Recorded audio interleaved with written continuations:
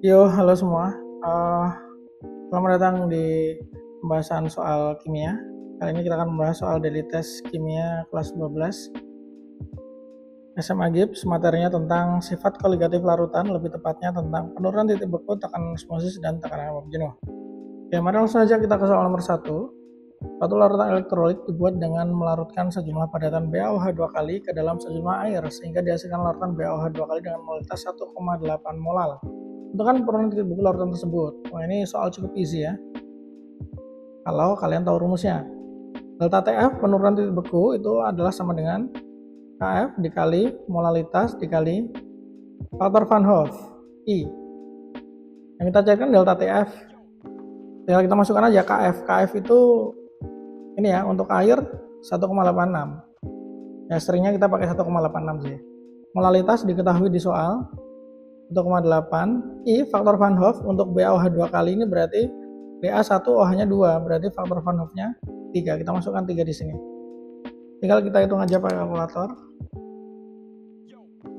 1,86 dikali 1,8 dikali 3. Hasilnya adalah 10,044. Satuannya derajat Celcius. Ini ya. Nomor 1 beres, nomor 2. Suatu larutan elektrolit dibuat dengan melarutkan 0,5 mol Al2S3 ke dalam 150 gram air. Tentukan penurunan titik beku larutan yang dihasilkan. Oke, yang diketahui di sini adalah mol 0,5, kemudian massa pelarut, massa airnya ini 150 gram, kita jadikan kilo jadi 0,15. Kemudian disuruh mencari delta TF. Rumus delta TF itu kan adalah KF dikali M dikali I. Nah, I-nya dulu untuk Al2S3, Al-nya 2, S-nya 3, berarti I sama dengan 5. Yang belum kita tahu adalah M ya. So, kita cari M dulu. Molalitas rumusnya adalah mol dibagi massa pelarut. Molalitas, kita masukkan molnya 0,5. Massa pelarutnya 150 gram, jadikan kilo jadi 0,15 kilogram ya. Dari sini kita bisa dapatkan M sebesar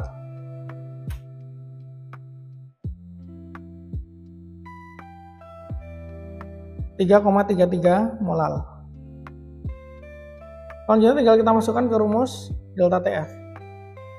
Delta TF sama dengan KF, ini 1,86, molalitasnya 3,33, I Al2S3 itu 5. Sehingga delta TF akan ketemu sebesar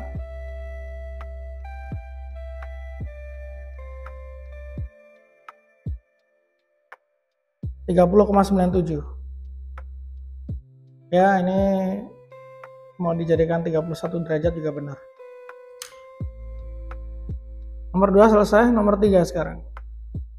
Larutan AlCl3 yang dibuat dari 2,8 mol AlCl3 dan 250 gram air memiliki penurunan titik beku 2 kali lipat dari larutan CaCl2. Berapa molalitas larutan CaCl2 tersebut? Oke, berarti di sini ada dua larutan. AlCl3, larutan pertama, larutan kedua adalah CaCl2. Larutan pertama kita tahu molnya 2,8, P-nya atau massa zat pelarutnya adalah 250 gram. Kita ubah menjadi kilogram ya, jadinya 0,25 kilogram. Kemudian untuk larutan kedua nggak diketahui apa-apa, tapi ditanyakan molalitasnya berapa. Larutan 1 molalitasnya belum tahu, tapi bisa dihitung ya. Molalitas kan N dibagi P. Langsung aja kita hitung, berarti ini 2,8 dibagi 0,25.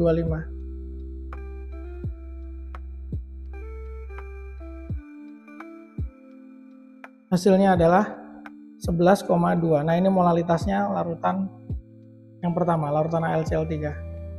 Nah, sekarang yang menghubungkan antara larutan 2 dan larutan 1, larutan 1 dan larutan 2, AlCl3 dan CaCl2 adalah di sini. AlCl3 memiliki penurunan titik beku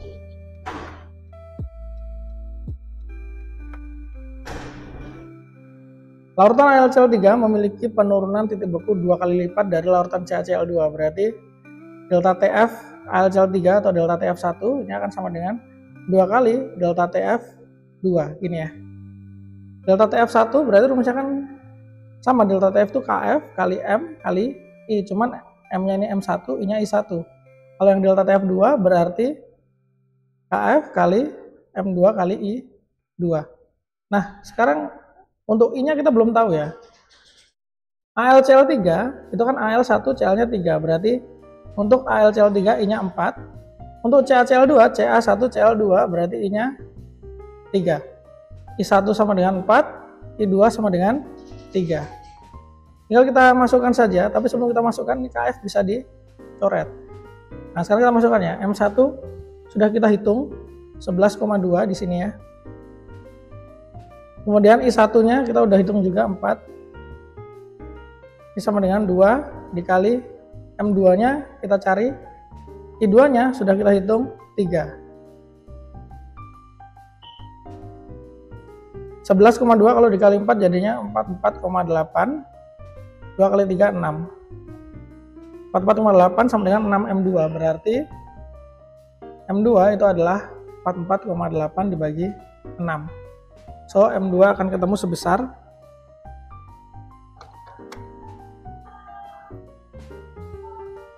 7,47 ya, atau 7,5 juga boleh. Contohnya molal. Soal nomor 3 beres. Sekarang kita menuju ke soal nomor 4.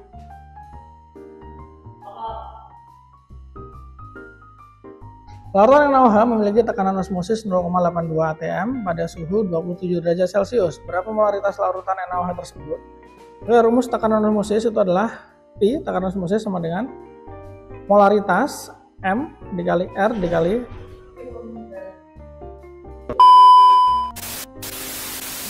kita lanjutin ya. Tekanan osmosis sama dengan M dikali R kali T kali I. Di sini yang diketahui adalah tekanan osmosis 0,82, kita masukkan aja 0,82. M-nya itu dicari ya, berapa molaritas. Kita tulis dulu M. R ini konstanta 0,082. Sorry ada banyak gangguan. Abaikan saja suara-suara di belakang kalau terdengar ya. Kalau nggak terdengar ya bagus deh. Kita sampai mana tadi? Oh ini. P-nya 0,82, M-nya nggak tahu karena dicari. R-nya ini konstanta 0,082. T itu suhu 27 derajat Celcius, tapi kita harus jadikan ke Kelvin. Tinggal ditambah 273, jadinya 300 Kelvin. Kita masukkan 300. I ini faktor Van Hoff untuk NaOH. Na1 OH 1, berarti I-nya adalah 2. Kita masukkan I-nya sebagai 2. Dari sini kita bisa hitung 0,82 ini akan sama dengan 49,2 M. M sama dengan 49,2 per 0, kebalik.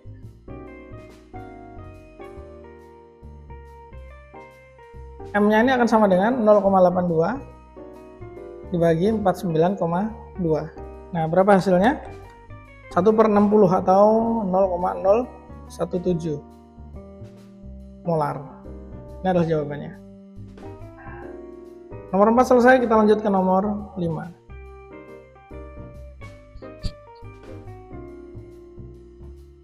Larutan tak dikenal memiliki tekanan osmosis 2,05 atm pada suhu 27 derajat Celcius. Ingin dibuat larutan AlCl3 pada suhu 77 derajat Celcius yang memiliki tekanan osmosis 2 kali lipat dari larutan tak dikenal tersebut.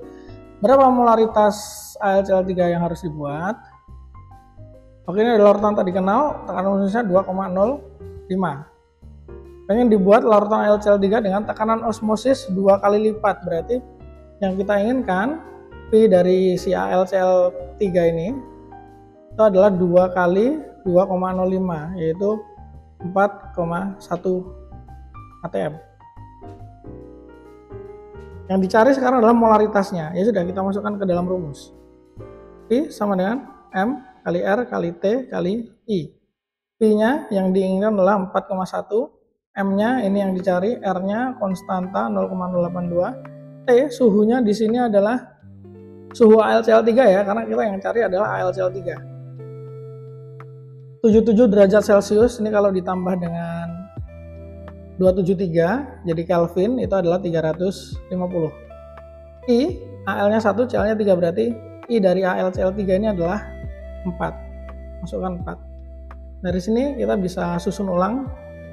M menjadi 4,1 dibagi 0,082 dikali 350 dikali 4. Molaritas AlCl3 adalah 0,0357 atau 0,036 juga boleh ya. Ini jawaban nomor 5. Sekarang kita ke nomor 6. Larutan NaCl memiliki tekanan osmosis 4,1 atm pada suhu 27 derajat Celcius, sedangkan larutan glukosa memiliki tekanan osmosis 2,05 atm pada suhu yang sama 27 derajat Celcius. Apabila 200 ml larutan NaCl dicampur dengan larutan glukosa 300 ml pada suhu 77 derajat Celcius, ya ini suhunya berubah ya. Awalnya 27, ini jadi 77. Maka berapa tekanan osmosis larutan hasil pencampuran? Baik, tekanan osmosis hasil pencampuran itu bisa dihitung dengan cara seperti ini. Tekanan osmosis campuran itu sama dengan tekanan osmosis 1 kali V1 tambah tekanan osmosis 2 kali V2 dibagi V1 plus V2. Ini ya. Tinggal kita masukkan aja. Di sini kan yang diketahui adalah larutan NaCl sama larutan glukosa yang dicampur.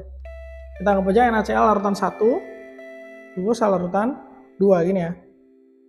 Maka di sini V1 tekanan osmosis NaCl itu adalah 4,1, kita masukkan 4,1 kali volume NaCl yang dicampur adalah 200. 4,1 kali 200 ditambah P2 itu tekanan osmosis glukosa 2,05 dikali volumenya 300 per V1 tambah V2 200 tambah 300. Tekanan osmosis campuran ini akan ketemu sebesar 2,87 atm.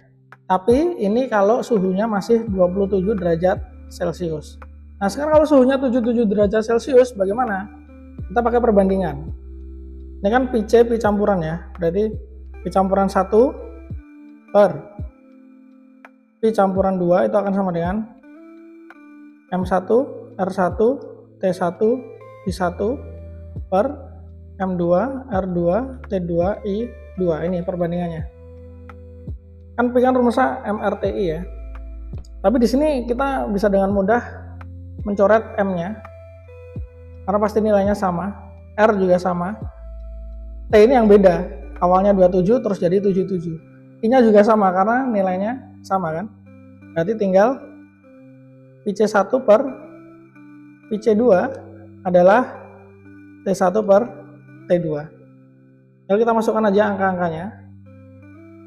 PC1 itu yang kita hitung ini 2,87. PC2 itu yang kita cari. T1 itu suhunya 27 derajat Celcius, jadinya 300 Kelvin. T2 77 derajat Celcius, jadikan Kelvin jadi 350. Dari sini nanti kita akan ketemu PC2 tekanan osmosis campuran pada suhu 350 Kelvin atau suhu 77 derajat Celcius adalah sebesar 3,35. Oke. Ini adalah jawaban dari soal nomor 6. Lanjut ya. Nomor 7. Salah satu faktor yang mempengaruhi tekanan osmosis adalah molaritas. Molaritas didefinisikan sebagai jumlah mol zat terlarut setiap liter larutan. Suatu larutan NaCl sebanyak 200 ml memiliki tekanan osmosis 0,41 atm. Apabila ke dalam larutan tersebut ditambah air sebanyak 300 ml, berapa tekanan osmosis yang baru? Kalau ini adalah pengenceran, kalau yang nomor 6 tadi adalah pencampuran, ini sekarang nomor 7 ini pengenceran. Ini lebih mudah sebenarnya.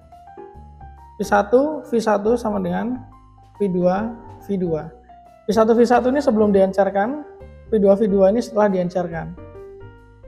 Jadi di sini ditanya tekanan osmosis setelah diencerkan, ditanyanya V2 berapa. Kita masukin dulu aja, V1-nya adalah sebelum diencerkan 0,41. Volumenya 200. Setelah diencerkan kita belum tahu tekanan osmosisnya, tapi kita tahu volumenya. Dari mana? Awalnya kan 200. ditambah air sebanyak 300, berarti volumenya berapa? 200 tambah 300, 500. Berarti Q2 dapat kita hitung sebagai 0,41 kali 200 dibagi 500. Hasilnya adalah 0,164 atm. Ini dia tekanan osmosis yang baru setelah diencerkan. Soal nomor 8. Pada suhu tertentu, air memiliki tekanan uap jenuh 304 mmHg. Ini berarti P0. Tentukan penurunan tekanan uap jenuh larutan NaCl dengan fraksi mol terlarut, ini Xt,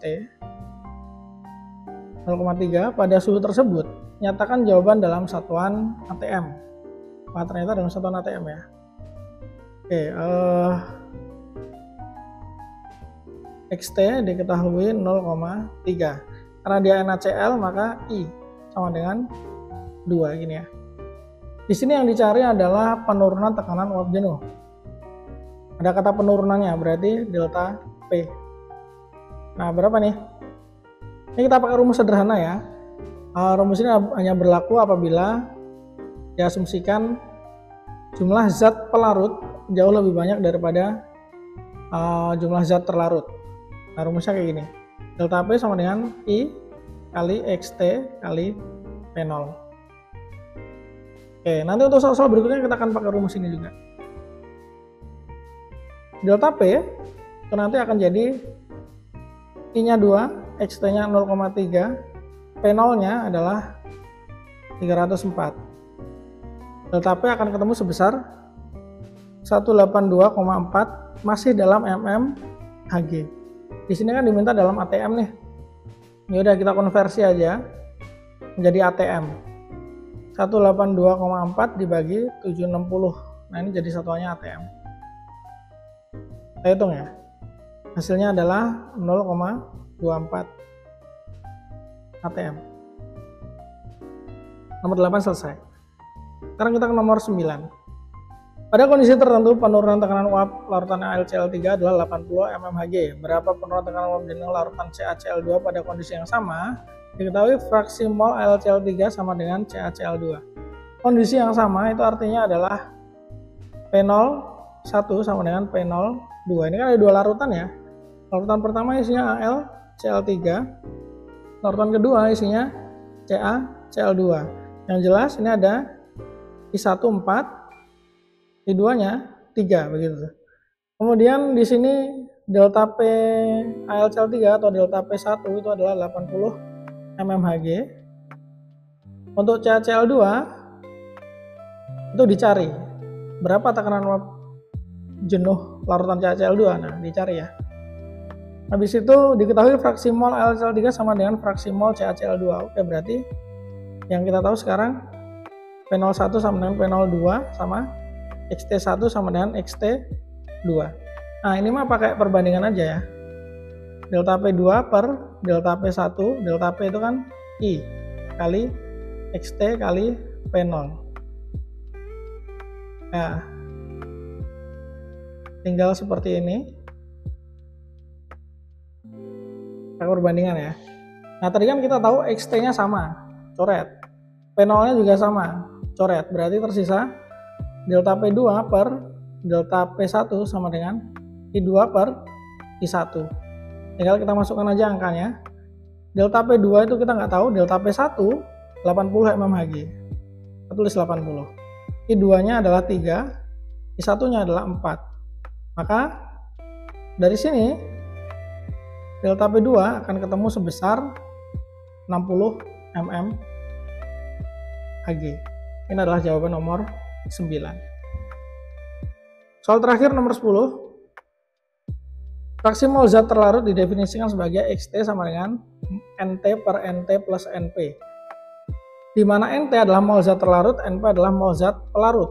Larutan glukosa dibuat dengan mencampurkan glukosa dan air. Berarti glukosa ini zat terlarut, air ini zat pelarut. Dengan perbandingan mol glukosa terhadap mol air adalah 3:7. Berarti bisa kita tulis Nt per Np adalah 3/7. Tentukan penurunan tekanan uap larutan glukosa tersebut jika tekanan uap jenuh air murni adalah 152 mmHg. Baik, di sini diketahui juga P0-nya 152 mmHg. Hg.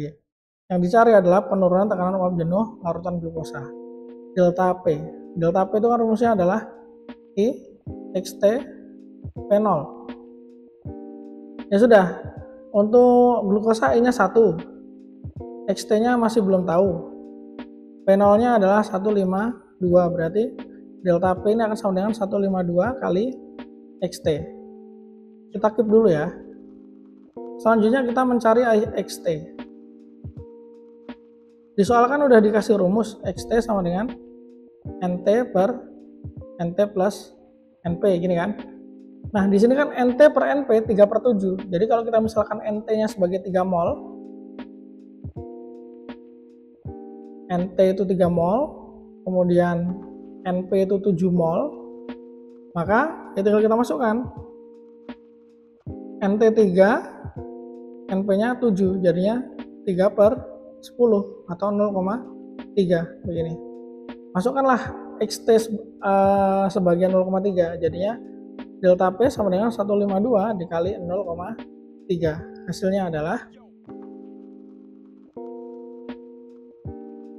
45,6. Satuannya mmHg. Selesai sudah pembahasan soal pada video kali ini. Thank you sudah menonton. Sorry kalau ada banyak kekurangan. Selamat belajar. See you in the next video.